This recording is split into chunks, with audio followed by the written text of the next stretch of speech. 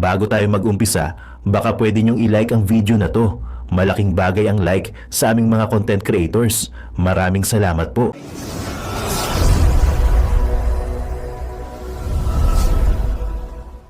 Hindi raw natuloy ang ilang retiradong general na gusto raw sanang ipwesto si VP Sara Duterte. May mga retiradong general umano na nagplano ng kudeta laban kay Pangulong Bongbong Marcos. Isasabay daw sana yan noong September 21 na protesta, pero hindi naman nangyari. Binalak pa raw ilagay sa pwesto si Vice President Sara Duterte. Ayon kay dating Senador Antonio Trillanes IV, aktibong nag-iikot ang ilang retired generals na kaalyado ng mga Duterte para hikayatin ang militar na magaklas. Ang target daw, gamitin ang galit ng publiko sa korupsyon at i-divert ito sa pagpapatalsik kay PBBM. Hapon, sinabi ni Vice President Sara Duterte na sa tingin niya ay unstable ang administrasyong Marcos. Do you think the government is still stable? No, ma'am. No. Our institutions are clearly abused. They are used for personal gain. VP Sara magugulat sa balitang ito. Pangulong Bongbong Marcos hindi napapaba ng pwesto hanggat Boom! Nako mga kababayan, Bongbong Marcos hindi nabababa hanggat, no? Ano ibig sabihin nito? Hanggat magunaw ang mundo? Nako mga kababayan, no? Magandang araw sa inyo, no? Bongbong Marcos may pasabog. So, bago ang lahat, isang like naman dyan mga kababayan, no? Reaction muna tayo. Ako si Boy Sardinas, no? Isa sa DTS vlogger. Alright mga kababayan, dito sa balitang ito, no? At ay nakita niyo naman yung ating thumbnail, no? Bongbong Marcos Jr. may pasabog. Panoorin niyo hanggang sa dulo mga babayan, ano ba itong pasabog niya? Bongbong Marcos mga babayan, at yung napintong kudeta dati mga babayan, matutuloy na nga ba? My goodness! Nakakatakot to mga babayan. So sana panalangin natin na wag itong matuloy. Kasi talagang marami magbubuwis ng buhay diyan mga babayan. Kita niyo nung nakaraan na mga rally ay nagkagulo, no? Hindi nga po naibalita ng live stream media yung mga nagbuwis ng buhay, mga na ospital. Buti nga si Mayor Isko at ay nagsabi nasa 100 daw mahigit yung mga nakulong, at ayon sa mga balita dati mga babayan, no, umano ay si Lisa Marcos at si Tambaloslos ay nagbayad, diba? Napanood mo yan dati sa kay Manong Chabet, no? Nagbayad umano, diba? At yun na-interview doon mga babayan, binayaran sila ni Tamba. Yun yung mga lumabas ng mga balita, no? Ito sa balitan to mga babayan, no, itong si Bongbong Marcos daw ay hindi daw po bababa hanggat ano kaya yun, no? Binibitin pa kita. Mamaya panoorin to. Bakit ba hindi bababa si Marcos, no? No, hindi siya bababa daw. Kahit gusto ng mga tao na bumaba siya, ay hindi siya bababa hanggat ay yung mission niya po mga babayan ay hindi daw po niya matutupad. Nako, ano kaya itong mission ni Bongbong Marcos to mga babayan? Palaisipan to no? Pero alam ko, Mare, alam mo na yan kung bakit ayaw niyang bumaba ng pwesto kahit gustong-gusto na ng mga tao na bumaba na siya. Hindi ba? Dahil sa kabila na mga anomalya, no? Siyempre siya yung commander-in-chief, imposibleng umano na talagang hindi niya alam. Sabi niya, hindi niya alam. Ikaw ba naman ang presidente sa buong Pilipinas? Ikaw ang commander-in-chief at ikaw ay napakaraming confidential fund, no? Na pwede mong gamitin para malaman mo lahat ng mga sikreto sa Pilipinas.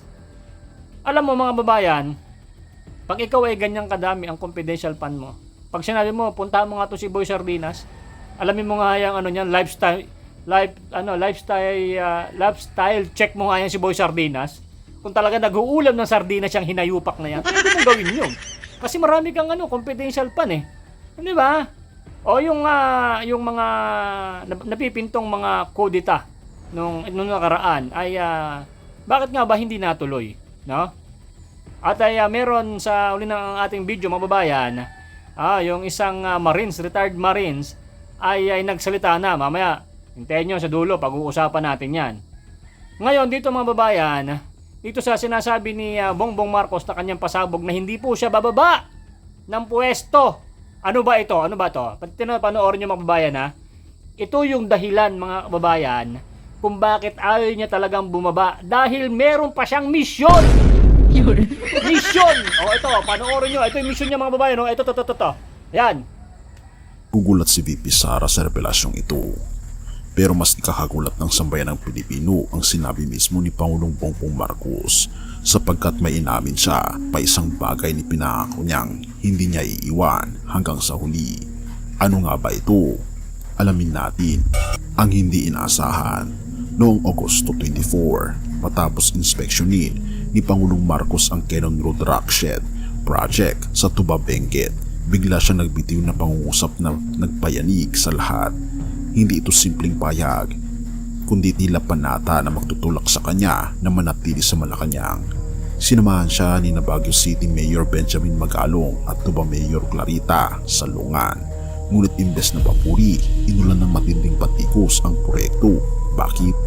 Ang problema sa likod ng proyekto, ang 152 metrong istruktura na dapat sana'y proteksyon laban sa pagguho ng lupa ay nagkahalaga ng 260 milyong piso. Pero ayon mismo kay Pangulong Bongbong Marcos, parang walang ginawa. Wala silang nilagay na wall, wala silang slope protection, walang silbi. 260 million that the government spent for this project had no effect whatsoever as to protect the slope. Parang walang ginawa. Panata ng Pangulo. One thing, I will not leave this office until I fix this. This is it. This is one of those things. Hindi ako aalis sa Malacanang hanggat hindi ayos ang problema sa flood control. This is it. This is one of those things. Kung dati ang mga pahayag ng mga nakaraang Pangulo ay madalas nauuwi sa plano pa lang, ngayon ay malinaw na may ultimatum si Pangulong Bongbong Marcos. Hindi siya bibitiw hanggat hindi natatapos ang usapin ito. Pero ano ang magiging epekto nito sa relasyon kay VP Sara? Ang malalim na pahiwatig kapag sinasabi ng Pangulo na hindi ako aalis, hindi lang ito simpleng tugon sa isyu ng infrastruktura. Ito'y senyales ng kanyang determinasyon pero magbubukas ng maraming tanong. Kung siya'y magpupumilit manatili, paano kung magkaroon ng siguro sa loob mismo ng gobyerno? Paano kung hindi matugunan ang pangakong ito sa tamang panahon? Samantalang tiyak na magugulat si VP Sara sa direksyong ito sapagkat may implikasyon ito sa kanyang sariling ambisyon at papel sa administrasyon. Bakit kailangang bantayan ng publiko? Hindi lamang usapin ng flood control ang nakataya rito, kaibigan. Ang bilyong pisong pondo, ang integridad ng mga proyekto at ang pananagutan ng opisyal ay kasamang nakapaloob. Pero higit sa lahat, ang bigat ng pahayag ni Pangulong Bongbong Marcos ay tila nagsasabing, ako lang ang makakaayos nito. Samantalang ang sambayanan nakabitin ang tanong, kung hindi niya matupad, sino ang tunay na mananagot? Sa dulo, isang bagay ang malinaw. Hindi basta-basta bababa si Pangulong Marcos. Pero kung magugulat si VP Sara sa ngayon, mas malaki ang posibilidad na mas magugulat ang buong bansa sa susunod na kabanata. Kung hindi aalis si Pangulong Bongbong Marcos hanggat hindi natutuldukan ang problema, handa rin ba ang taong bayan na maghintay o baka sila mismo ang mawala ng pasensya? Sa gitna ng lahat ng pangako ng tao, may isa lamang na pangako na kailanman ay hindi mabibigo. Ito ang pangako ng ating Panginoong Diyos. Maaring sabihin ng mga lider, hindi ako aalis hanggat, pero tayo bilang tao ay limitado sapagkat may hangganan ang ating lakas at kakayahan.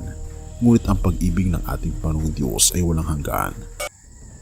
Yun mga kababayan, narinig nyo ha? O yun. Yun ang mission ni Pangulong Marcos. Yung hindi siya bumaba dahil gusto niya raw pong tapusin yung nasimulan niya na mga palpak na mga flood control. Palagay nyo mga babayan, tatanungin ko kayo.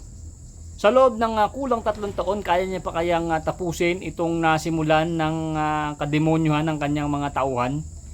Sa dami-dami, trilyon na halaga na mga nawawala na nawalang parang bula dahil sa mga ginawang anomalya sa mga flood control na ghost project.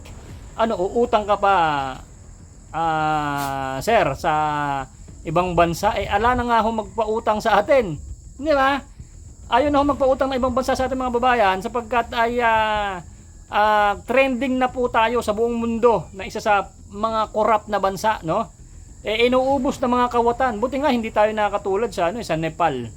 So napakabait pa rin po ng mga kababayan natin na hindi talaga dumanak ng malupit na mga ng mga sakuna, 'di ba? Pero yung naudlot na kudita mga babayan, matutuloy pa kaya ito mga babayan? Oh, mamaya panoorin niyo sa dulo. Oh, kita niyo mga babayan, no? I don't want ano ba sa English yun, boy? Ano sinabi niya? Ayaw niya daw umalis hangga't hindi niya mapipix ang problemang ito. Palagayin mo, Sir Bongbong Marcos, sa dami ng flood control na mga nawawala at daang milyon, trilyon na mga pondo ang hindi na maibabalik. Palagay mo maibabalik pa ba? Sa ilang sasakyan ni Diskaya, ilan lang yung milyon na nakuha na yan? Yung mga sasakyan na yan, kukunti lang yan mga sir. Yung pera sa mga bangko na mga nakatago sa mga vault, paano pa natin makukuha yan? Hindi ba? Paano pa natin mababawi ang mga yan? Sasakyan, babawi, helicopter. Kukunti pa rin yan. Ilang flood control lang magagawa niya. Ibibenta pa natin yun sa mga mayayaman. Sige, nakuhan mo na yung mga sasakyan. Hindi kaya, nasa 40 yan, ilang pa lang nakukuha nyo. So, yung mga laman ng bangko nila, na-check nyo ba? Yung mga testigo na nagsalita na sangkot si Estrada, si ganito, si ganyan. Bakit hindi pa rin iniimbestigahan? Parang andyan pa rin, mga nakaupo pa rin eh. Hindi ba? At ito mga babayan, at hindi man lang din napapatawag, ano kaya sa palagay nyo ang dapat natin gawin? Hindi ba? Itong mga Marines mga babayan, yung mga Marines na nagsalita na dahil nga po dito kay Gudesta, si Osir Orly ay noong nakaraan nawawala, pero ngayon mga babayan ay safety na daw po sa mga kasamahan ng mga Marines. So kayo mag-alala. So yan, meron na pong nagsabi niyan. So lalabas lang ulit po si Sir Orly sa tamang panahon.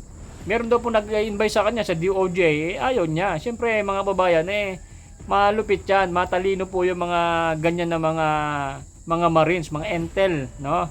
Kung ikaw ay nag-iisip ka ngayon, naisip niya na yung pang isang linggo. Hindi ho yan na basta-basta. So sabi nga po ni Senator Marcoleta mga babayan, mas credible pa itong mga sinabi nitong ni Sir Orly, no, kaysa sa mga nandito. Ang lupit nun, ang bigat nun mga babayan, ha. Ang lupit ng binitawang salita ni Senator Marcoleta. Hindi ba? Kaya dito sa pahayag ito ni Sir Orly, talaga naman ito si Tamba ay todo tangge. May sinabi pa nga siya mga babayan si Saldico, ginagawa yun may construction. Walang ano yon yung perang binibigay sa'yo, pambayad sa construction? Anak ng tipaklon, daan-daang milyon. Grabe, no? So, saludo kami sa iyo, sir. Ang galing nun. So, support natin tong isang Marine, no? Itong Marines na talaga naman na halos buwis buhay na tong ginawa niya, mga kababayan, dahil delikado tong ginawa niya dahil kinalaban niya ang talagang big fish, big crocodile na talaga namang anytime pwede siyang ipagurgur nito dahil sa kanya pagsasalita, mga babayan. Hindi ba? Talagang makapanindig balahibo.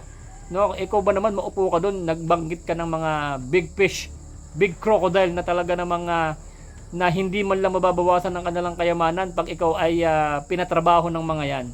Di ba? Yan ang mga Marines. Buo ang mga loob. Hintayin pa natin mga babayan yung mga susunod pa na kabanata dito kay Sir Orly. Ayan, nalaman nyo mga babayan, yung pasabog ni Bongbong Marcos ay hindi daw po siya aalis sa kanyang opisina hanggat hindi niya matatapos ang problema sa flood control. Palagay nyo mga babayan, almost wala nang 3 taon. Sir Bongbong Marcos, wala nang 3 taon. Kaya po bang tapusin yan? Hanggang ngayon hindi ka pa nga nakakasingil. Hanggang ngayon hindi ka pa nakakakuha ng mga kayamanan ng mga nilustay or kinurakot na itong mga demonyo mong mga inutusan. Hindi ba? Grabe, napakadami. Wala, hindi na kami naniniwala, Sir Bongbong Marcos. Bongbong Marcos, hindi kami naniniwala dahil sa tagal na ng pagkaupo mo dyan. Sa dami mong sinabi, wala pa naman natupad. Hindi ba? Yun ang pasabog ni Bongbong Marcos, ang ating Pangulo, na talaga naman na maninindigan, no? I don't want to live in my office. kailangan ma-fix ko muna ang mga flood control. Sino ba naman? Ano ba naman to? Grabe ha. Pero tingnan natin. Kasi wala pa naman 3 taon mga babayan. Maghintay tayo. Di ba? Pero syempre, yung mga Pilipino, hindi na rin naman na naniniwala dahil puro sablay. Palagay nyo mga babayan, di ba? Nagkaroon na naman ng dilubyo ngayon sa Cebu. Ang dami hong mga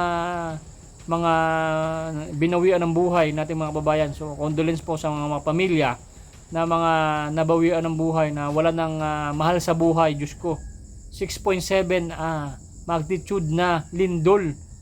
Grabe. Sana may pondo pa dyan, no, Mr. Bongbong Marcos. Sana wag magtagal na yung tulong ay maipadala doon kaagad. Matulungan yung mga babae natin kasi yan dapat ang inuuna.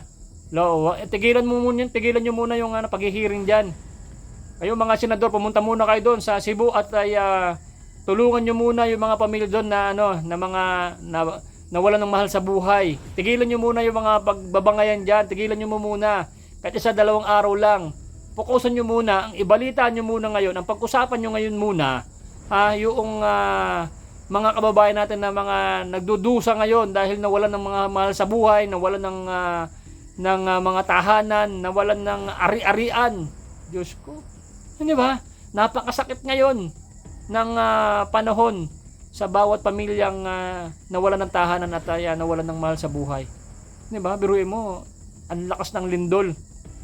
Ready ba kayo sa ganitong mga dilubyo? Ito galing sa Diyos to, mga kababayan.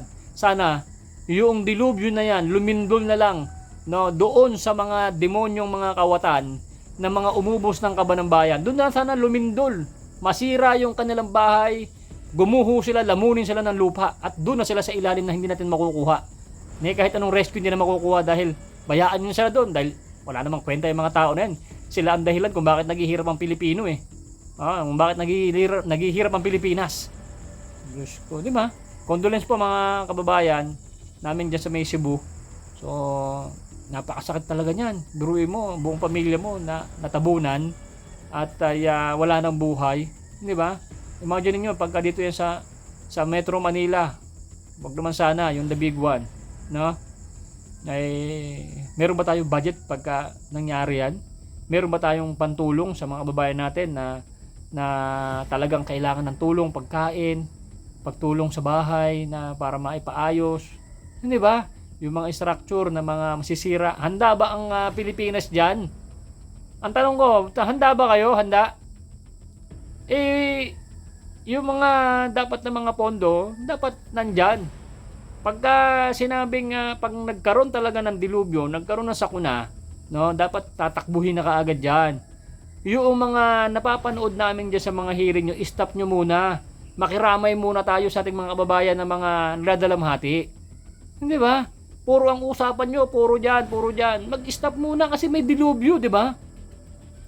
Meron dapat unahin na kayo dapat ang mga nakaupo sa Pilipinas na dapat ay makikita namin sa TV or mapapanood namin sa media na yan ang inuuna nyo, hindi yung mga putang ina mga buhaya na kaagad na yan. Pag natapos itong problema sa Cebu, balik na tayo ulit dyan kasi importante rin yung ginagawa nyo dyan, dapat merong mapanagot. Pero sa panahon ngayon, napakaraming pamilya na nagdudusa, nagdadalamhati sa Cebu. No? Dapat, tingnan nyo mga babayan ito sa Senado, puro yan ang usapan, no? Puro mga kurap. May napag-usapan na ba kayo bukod dyan na pag dumating yung mga ganito mga sakuna, meron tayong pantulong, ito yung budget, no, ready na ba yung mga rescuer, ready ba yung mga equipment natin? Hindi ba? Hindi namin napapanood Sana naman kahit minsan lang, kahit kalahating oras lang mapanood lang namin kung meron kayo pinag-usapan sa Pilipinas, kung ano ang maganda sa Pilipinas. Diyos ko naman. Di ba? Yun ang nakakasama ng loob mga kababayan. So, condolence po sa ating mga kababayan, na bawat pamilya na nawalan ng pamilya at nawalan ng mga tahanan. So, dito tayo sa huli ng ating video mga kababayan. Ito yung nagte-trending po ngayon na isang ex-marines na handa na umano ang tropa, mga kababayan, na handa na ang tropa anytime. Dahil nga po mga kababayan, itong si Lacson ay kitang-kita po talaga sa kanyang aksyon at pananalita na talaga po siya ay may kinikilingan. 'Di ba? Sinabi niya pa nga po mga babayan, pag daw hindi totoo ang sinasabi ni Sir Orly, ay maaari pong makulong itong si Sir Orly. Kaso nagbanta itong mga Marines, no, na nagsalita na pag paano kung totoo sinasabi, humanda ka, Mr. Lacson. Talagang handa daw sila magbuwis ng buhay at marami yan sila. Ang Marines po kasi mga babayan, isang salita yan. Baga pinanunumpaan na talaga nila yan. Kung magkakataon nga mga babayan, pag yan nagkaisa, baka wala na, sobrang ano na yan. Pipilitan talaga na si Bongbong Marcos talaga mabababa talaga. Sobrang mababait pa yun sila. So ito, panoorin natin mga babayan Ito, isang ex-Marines na kakampi kay Sir Orly Gutesa at marami pang Marines yan. Marami yan sila. Kung anong isang salita, isa lahat na yan. Marami pa nagsasalita, di ba? Nako, mga babayan. Sana ay hindi matuloy ang isang kudita na alam nyo naman na pag si Bongbong Marcos ay nag-declare ng martial law. Nako po, napakahirap. So sana ay matapos na rin tong problema na to. At ay si Lacson, halatado naman kasi talaga si Lacson naman talaga no? Lagot ka Lacson, panoorin nyo to mga babayan, panoorin nyo to. Pero kung mapatunayan, tapos ang maliligayang araw nyo, Lacson. Tapos, at tandaan mo lang, Lacson, hindi ka nanalo sa eleksyon. Pangatlo, huwag mong idaan sa panggugulang, sa panggugoyo o pananakot ang sitwasyon na to. Matagal na kami nakahanda. At pakatandaan mo, ang Marines ay soldiers of the Filipino people.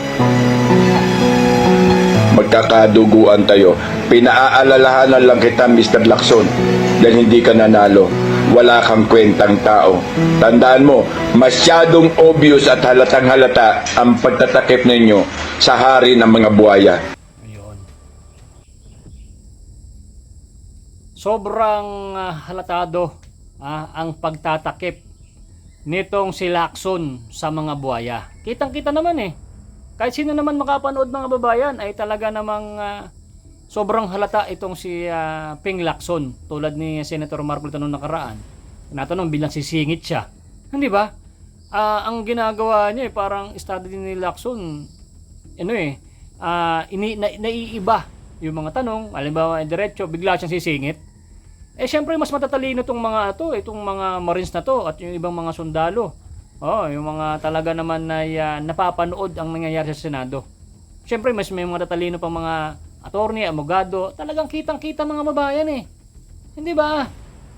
Tapos kayon, yung mga pinangalanan na mga senador, hindi ba? Bakit nakaupo pa rin diyan? Imbestigahan na. Bongbong Marcos, kumilos ka. Kasi kung hindi ka kikilos, Bongbong Marcos Jr., itong mga sundalong ito, pag ito kumilos, ewan ko na lang. Di ba? Ewan ko ano mangyayari. So, di ba? Ito ang nakakatakot mga babayan. So, yun mga babayan, ito yung matinding pasabog ni Bongbong Marcos, hindi raw po siya bababa hanggat hindi niya natatapos ang flood control project. Tatapusin daw niya yan yung kanyang mga naumpisahan. I-comment nyo nga po mga babayan dyan sa baba. Naniniwala ba kayo sa isang pagkakataon kay Bongbong Marcos na matatapos niya pa ang mga nasimula na mga flood control na mga nasawing palad, no? Na mga kababayan natin na binaha pa rin dahil wala palang flood control, dahil ghost project, ninakaw ng mga demonyong kawatan na talaga naman ay nagbunyi sa kapangyarihan ng pera. Di ba? Pinangsugal sa casino dahil sobra-sobra na ang kanilang mga nalimas na pera sa taong bayan. Grabe, no? Nagpapatalo ng daang milyon. Di ba? Pinabili ng aeroplano, pinabili ng mansyon, pinabili ng mga kung ano-ano. My goodness. Kawawang mga Pilipino, yung mga tax. Iilan lang mga tao ang mga nakikinabang. Kaya susunod. Susunod na mga kababayan sa eleksyon. Alam nyo na kung sino ang iboboto natin. Ngayon, napanood nyo rin sana yung mga kalaban natin unti-unti nang bumabango. Nagpapabango kay BP Sara dahil alam nila na mabango na sa 2028 si BP Sara. Kaya itong mga demonyong ito, tandaan nyo mga babayan, medyo maglalaylo na yan. Kita nyo nga, mga nag-okay lahat sa sa OBP budget di ba? Di ba? Di ba? Sabi ko sa inyo, magsisimula na naman No, magsisimulan na naman ng mga mga underdog. Ano ba tawag doon, boy? Yung pailalim na mga diskarte ng mga demonyong kawatan. Nandito kami mga DDS, babantayan din namin kayo. Babantayan namin kayo. At abangan nyo sa paglabas si Tatay Digong, meron tayong iba-vlog, may demonyong tanso vlogger na siya daw ay magla-live mga babayan. Pag si Tatay Digong ay nakalabas ng ICC, magla-live daw siya, gugurgurin daw niya yung sarili niyang buhay. Sa amin na yung video, Mr. Tanso Vlogger, tandaan mo yan. Tandaan mo yan, ikakalat namin talaga yung video mo na yan. Pag hindi mo yan nagawa, sisikat ka talaga. Hanggang sa mabaliw ka na, hanggang gurgurin mo na rin talaga yung sarili mo sa kakahiyan ng mga pinaggagawa nyo, mga Tanso Vlogger. Okay, so mga babayan, kung nagustuhan nyo itong ating vlog, at kung hindi ka pa nakalike, like mo naman dyan. At kung umabot ka sa video na to hanggang sa huli, shoutout sa iyo, kumari kong mga maganda at mga papulang mga leps. Mga sir, salamat po sa inyong mga suporta sa aming mga DDS vlogger. Hanggang sa muli, susunod natin video, huwag ka mawawala. Thank you and God bless every day. Bye-bye. Mabuti pa ang sardinas, may label. Tayo, wala. Oo nga pala. Nay, ito na yung bayad ko sa isa, kunin mo yung isa. Isa muna, iyan Tapos, isa pa, di ba? 4 dapat na sardinas yan. 3 na. Pang-4 na sardinas. Okay na.